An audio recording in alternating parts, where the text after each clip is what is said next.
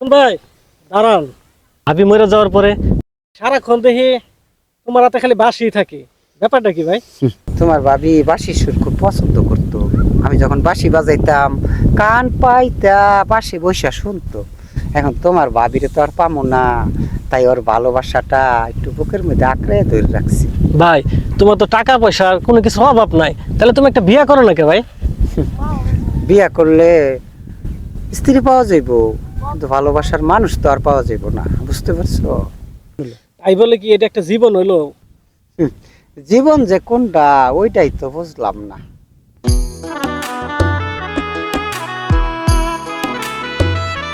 আল্লাহ দুনিয়ায় কত রকম মানুষ যে পাঠাইছে, বোঝা বড় দায়।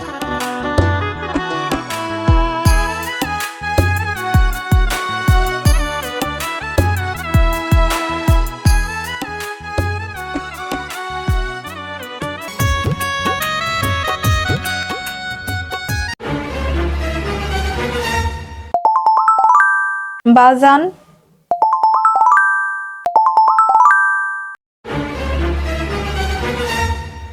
তোমার সাথে উনি কে? ওর নাম শিরিন, ওরা আমি বিয়ে করছি। কি কও বাজান? মা মরে 40 দিনও হয়নি, আর তুমি ঘরে বিয়ে করে বউ নিয়ে আইছো?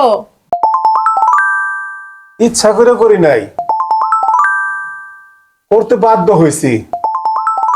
মা, তুমি তো জানো পরের উপকার ছাড়া আমি তো কোনো কাজ করতে পারি না।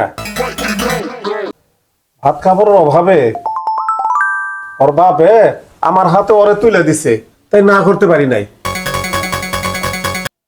ঠিক আছে বাজান, তুমি যাও, আমি ওনার সাথে একটু কথা বলবো। আচ্ছা, আমার মেয়ে, তোমার মেয়ে, কথা বলো। ঠিক আছে মা, কথা বল।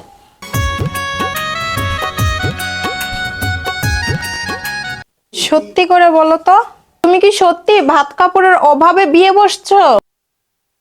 হ্যাঁ, আমার বাবার সংসারে ভাত কাপড়ের খুব অভাব।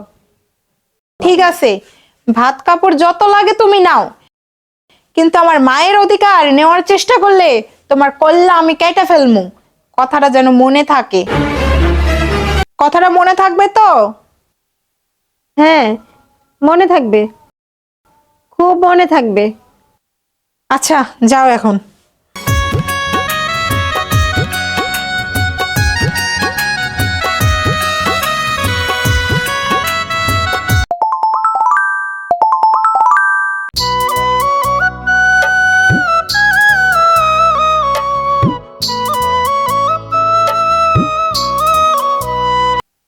তুমি আমার রুমে আসো।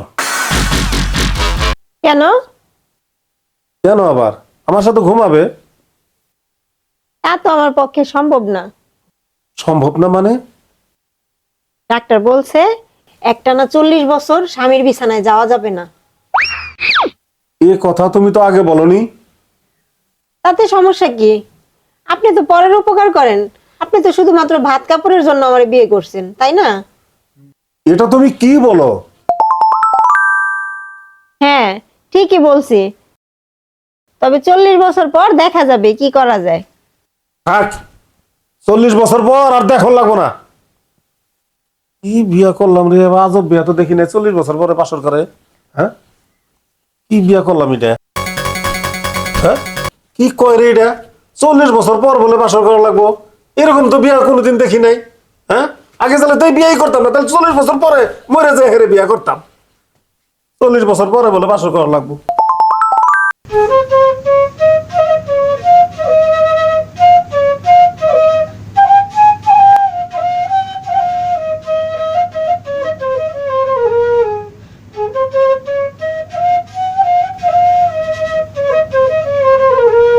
এত সুন্দর বাঁশির সুর, কে বাজায় এত সুন্দর করে বাঁশি?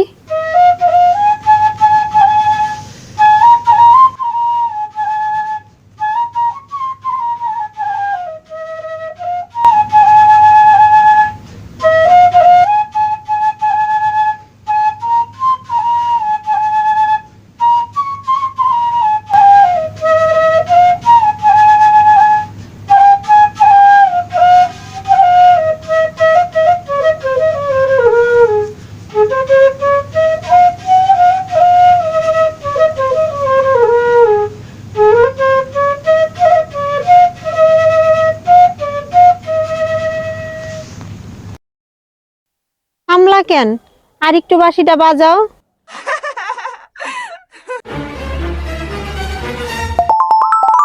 কে কে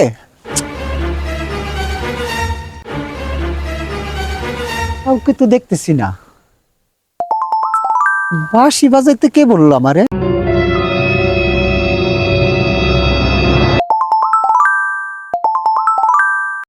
আল্লাহর দুনিয়ায় কত রকম মানুষ যে পাঠাইছে বলাই মুশকিল। কে এই কথা কইলা কে? আরে সুজন ভাইয়ের কথাই চিন্তা করে দেখেন, ভাবি মরে যাওয়ার পর সংসার ছাইরা দে সারাক্ষণ খালি বাঁশি লয়ে থাকে, অথচ তার কিন্তু টাকা পয়সার অভাব নাই, ইচ্ছা করলে 2-3টা বউ পালতে পারে।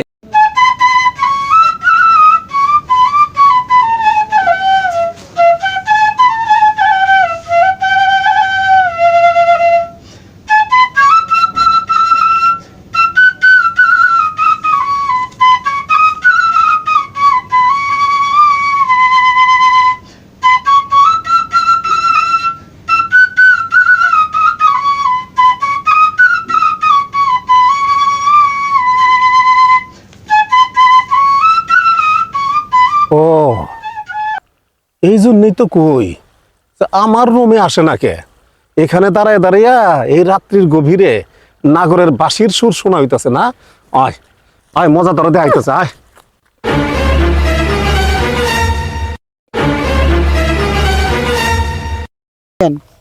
কেন তুই মানুষের ক্ষতি করলি? কেন? তোরে কিন্তু আমি শাস্তি দেবো। হ্যাঁ হ্যাঁ, তরে আমি শাস্তি দেবো, তরে আমি শাস্তি দেবো। তুই কেন কেন মানুষের ক্ষতি করস? আমি তোরে শাস্তি দেবো, শাস্তি দেবো। কি বৈশা বৈশা নাগরের চিন্তা করা হইতাছে না? হ্যাঁ, এই যে তোমার নাগরের কাছে যাওয়ানোর ব্যবস্থা আমি নিয়ে আইছি। আমি জানি তো, আমি জানি তোমারে দিয়া আমার সংসার কোনোদিন হইব না। এই মাংনা ভাত কাপড় দিয়া তোমার আর আমি পালতে পারুম না। তুমি তোমার নাগরের কাছে চলে যাও। এই লও, আমি তোমার তালাকনামা দিয়ে দিলাম, আমার বাড়ি থেকে বাইরে যাও। এটা আপনি কি করলেন? ভালো কাজ করছি, মঙ্গল করছি। তুমি এই বাড়ি থেকে বাইরে গেলে আমার মঙ্গল হইব, সেই কাজটাই আমি করছি। যাও।